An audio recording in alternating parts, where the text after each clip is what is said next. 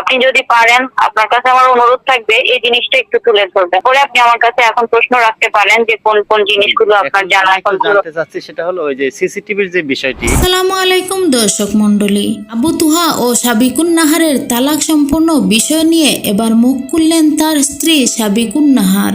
তার এই অভিযোগগুলি কল রেকর্ডের মাধ্যমে চলো শুনে আসি। আসলে কার দোষ, আবু তুহা নাকি সাবিকুন নাহারের? আসসালামু আলাইকুম ওয়া রাহমাতুল্লাহ। ওয়ালাইকুম আসসালাম।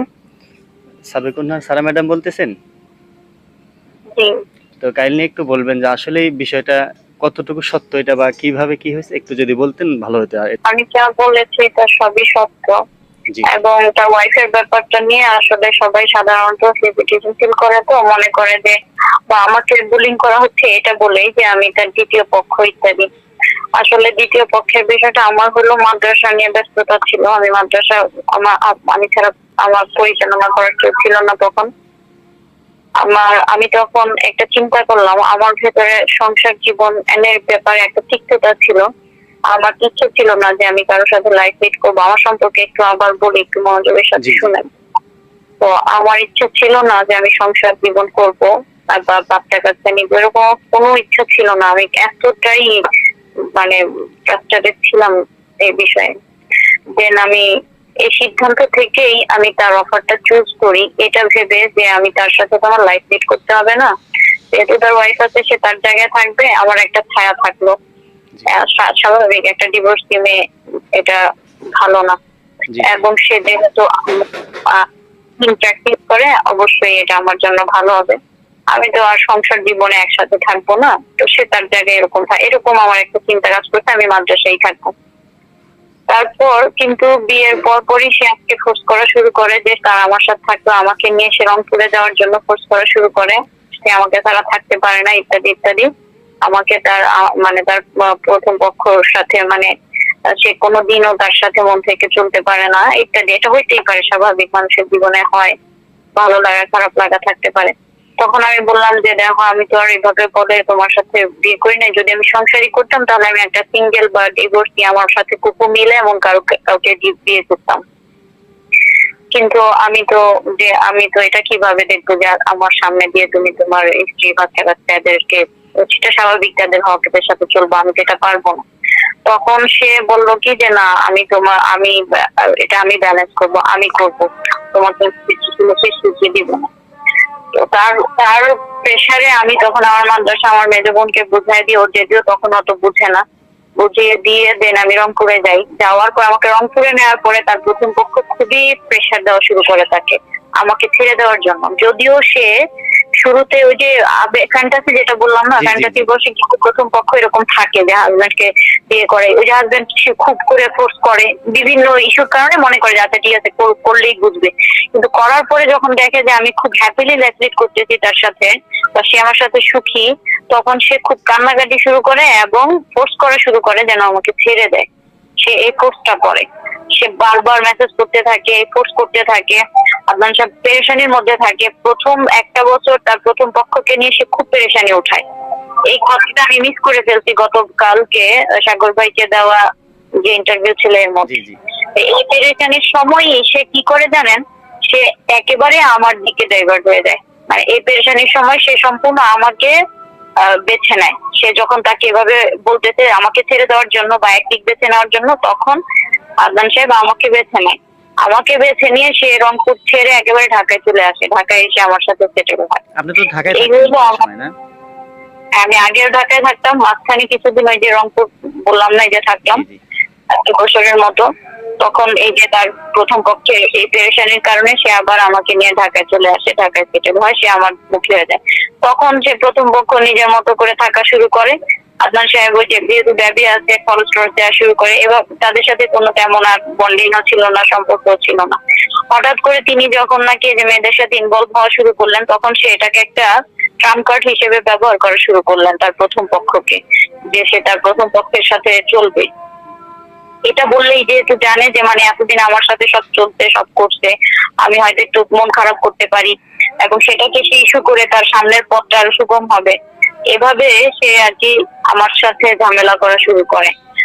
তখন সে বলে যে আমি প্রথম পক্ষকে তার হক আদায় করতে দিই না। এই কথা বলে সে মানুষকে বা আশপাশের মানুষকে, বিশেষ করে উলামায়ে কেরাম যারা মোটামুটি আমাদের এই পারিবারিক ঝামেলা ভুল সম্পর্কে জানে, তাদেরকে বলা শুরু করে, তার আশপাশের অ্যাডমিন এদেরকে বলা শুরু করে তাদেরকে তার ফেভারে নেওয়ার জন্য। ফেসবুকে তো ওটাই পোস্ট করছে, দেখলাম যে আপনি নাকি মানে সাবেক যে ওয়াইফ ছিল নাকি এটা বলা শুরু করে। কিন্তু আমি আপনাকে সিকোয়েন্সটা বললাম, বুঝেছেন কি কোথা থেকে কি হয়েছে? এটাই হলো ধারাবাহিকতা। আপনি যদি পারেন, আপনার কাছে আমার অনুরোধ থাকবে এই জিনিসটা একটু তুলে ধরবেন। অবশ্যই তুলে ধরবো, এই বিষয়টা একটু তুলে ধরবেন। তারপরে আপনি আমার কাছে এখন প্রশ্ন রাখতে পারেন যে কোন কোন জিনিসগুলো আপনার জানা এখন জানতে চাচ্ছি। সেটা হলো ওই যে সিসিটিভির যে বিষয়টি, ওটা আসলে কি মানে ওই কোনো মেয়ের সাথে ওনার মানে রিলেশন নিয়ে নাকি মানে হ্যাঁ, ওই ফুটেজে সবার শেষে যে এটা বসেছিল না, হ্যাঁ, কালারিং বোরখা পরা মুখ খোলা যে মেয়েটা, এই মেয়েটাই হইলো এয়ার হোস্টেস এবং এই মেয়েটাই তার 15 বছর আগের প্রেমিকা। কেন এত কিছু হয়ে যাচ্ছে, ইনভেস্টিগেট এটা করা যায় না? অবশ্যই যায়। আমার কথা সত্যতা প্রমাণ করা যায়। এবং এই মেয়েটার সাথে সে দিনরাত কথা বলে, ফোনে চ্যাট করে অনেক দিন ধরে। আপনার সামনে থেকে কথা বলে না? আমার সামনে যখন নাকি আমার কাছে প্রকাশ পেয়ে গেছে, তারপরে আমার সামনেই করা শুরু করছে। একটা বিষয় আছে না যে মানে ভয় ভেঙে গেলে যেটা করে, তখন আমি কোণঠাসা হয়ে যাই, তখন আমি মায়ুস হয়ে যাই। কখনো বলি যে আচ্ছা ঠিক আছে করো, কখনো আবার খারাপ লাগলে তখন আবার বলতেছি না আমি পারবো না। এই একটা অবস্থার মধ্যে দিয়েও আমি লাস্ট পুরো 10টা দিন কাটাইছি। তারপরে আমি গিয়ে না ওই রিপোর্টটা করে ফেলছিলাম। আমার দ্বারা কিছু ভুল বিচ্যুতি হয়ে গেছে আমার অবস্থান থেকে, এটাও আমি স্বীকার করি। গুনাহ করে ফেলছি। যেমন আমি পারিবারিক বিষয়টা এভাবে পাবলিকলি বলা হয়, এটা গুনাহ, এটা গুনাহ। আর আমি সবার সাথে মানে আলেমদের সাথে আমি অনেক চেষ্টা করছি, সে বসে নাই। এটা পাবলিকলি না হইলে সে বসতো না, কোনোদিন আমাকে স্পষ্ট কথা বলতে দিত না। যখন আমি আলেমদের সাথে কথা বলার জন্য ট্রাই করছি বা এভাবে তারা শিডিউল দিতে, সে কি করে জানেন? তখন আমার সাথে খুব ভালো ব্যবহার করে। আমার সাথে ভালো ব্যবহার করলে আমার তো দুর্বলতা আছেই, আমাকে তখন আমি আর সত্যতা তখন বলতে পারি না। এর আগেও একবার আমি মার্কাজউদ্দৌলা হযরতের কাছে তার সাথে গেছি, হযরত আমাকে বারবার বলছেন আপনি কি কিছু বলতে চান, আপনি কি কিছু বলতে চান। এটা হলো আরো 1 বছর আগের কথা। আমি না তখন বলতে পারিনি, কারণ তার সাথে আমার সুসম্পর্ক। সে আমাকে হযরতদের কাছে নিয়ে যায়, খুব ভালো ব্যবহার করে, আমি যেন স্পষ্ট কথা বলতে না পারি। তখন কারণ আমার ভিতরে ভয় থাকে বাসায় এসে মারধর করবে, ঝামেলা করবে। এর চেয়ে ভালো আচ্ছা থাক, চুপ থাকি। কারণ এখন তো এটা ঝামেলা না। আমি সব বুঝে শুনেই আমি আসলে পোস্টটা দিয়েছি। আমি জানি যে এরপরে হয়তো আমার দ্বারা সবকিছু স্পষ্ট করা সম্ভব হবে হযরতের কাছে। কারণ সে কি করে মারধর করেছে, এটা সত্য না? বেশাক সে একদিন মারধর করছে এরকম না, সে আমাকে প্রচুর নির্যাতন করছে,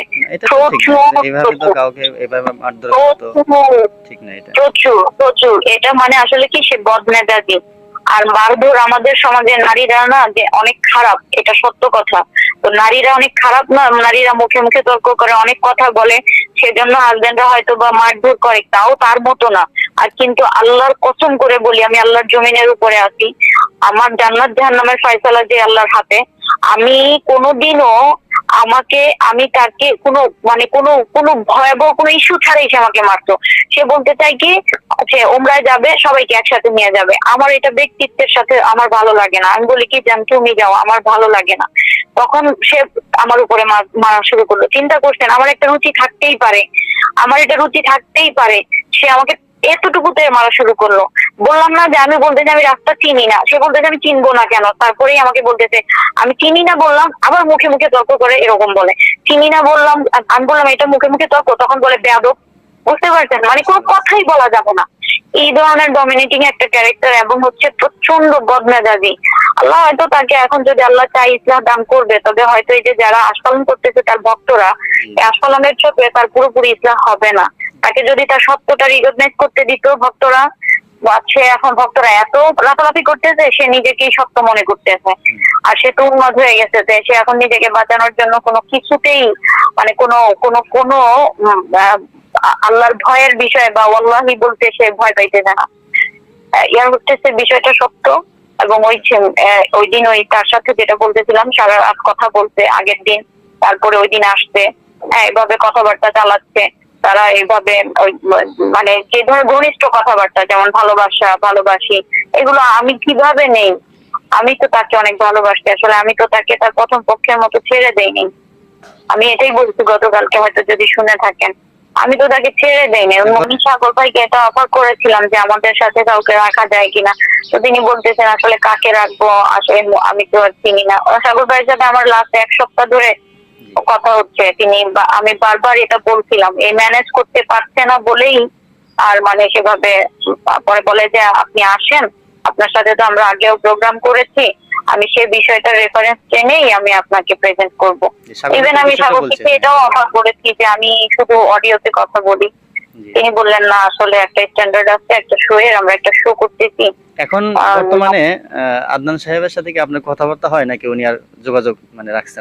না, গতকালকে যখন লাইভ হলো, লাইভ হওয়ার পরে সরাসরি মার্কাজুদ্দৌলা হযরত তিনি আমাকে কল করছেন, তারা বসে আছেন 12 নম্বর তার একটা মার্কাজ আছে সেখানে। দেন আমি সেখানে গেলাম, আমার ভাই ছিল, আমার বোন ছিল, আমার ফ্যামিলি মেম্বার ছিল, আর সেখানে আদনান সাহেব ছিল। সেখানে মানে আমাদের আর কি বিচ্ছেদের প্রসেসে আমরা আগাচ্ছি ইনশাল্লাহ। ওখানে ফাইনাল কথা তবুও হয় নাই, অনেক রাত হয়ে গিয়েছে। তারপরেও এখন সামনে আজকে আবার বসার কথা দেখি ইনশাল্লাহ। এখন আপনার ইচ্ছা কি, ধরেন উনি যদি 3টা 3:30 পর্যন্ত হযরত বসেছিলেন, আচ্ছা আচ্ছা এটাতে সে এগ্রি করে না। সে বলে যে আমি তার হানজামিলা চাই। আমি তো বলছি যে সে যদি যা করে, যেগুলো আমি কষ্ট পেয়েছি, যেগুলো সে আমাকে কষ্ট দিচ্ছে, এগুলো যদি না করে তাহলে তো আমি কোথায় যাব, আমি কেন যাব? আমার 2টা বেবি নিয়ে আমার একটা অতীত আছে, আমার এত সুন্দর সংসার, আমি কেউ নিশ্চয়ই নষ্ট হইতে দিতে চাই না। কিন্তু সে আমাকে এত পেইন দিচ্ছে, আমার আসলে সামনে রাস্তা নাই, আমার এখন একা থাকতেই ভালো লাগে। সে ভালো থাক। এখন উনি কি চায়? উনি কি আপনাকে ডিভোর্স দিতে চাচ্ছেন নাকি? এটা কি কিরকম? হ্যাঁ, ও বলছে যে আমার সিদ্ধান্ত এটা যে আমি তাকে রাখবো না। তখন দেখেন আমি আপনাকে বলি, সে যে আমাকে এত টর্চার করছে আমি তো কোনোদিনও বলি নাই, জানতেও দেই নাই, কখনো বলি নাই। এটা তো আমার জীবনে আজকে 5 বছর ধরে ঘটতেছে। কিন্তু এখন কেন আমি আউটবাস্ট হয়ে গেছি, আমি নীরব থাকতে থাকতে আউটবাস্ট হয়ে গেছি। কারণ কি, একটা মেয়ে এক দিক সামলাইতে পারে, 10টা দিক না। আর এটা আছে আমাকে এভাবে নির্যাতন করে, আমি এটা মানতেছি, তার সব ওজন মানতে, সব অভিমান মানতেছি, সব নির্যাতন মানতেছি।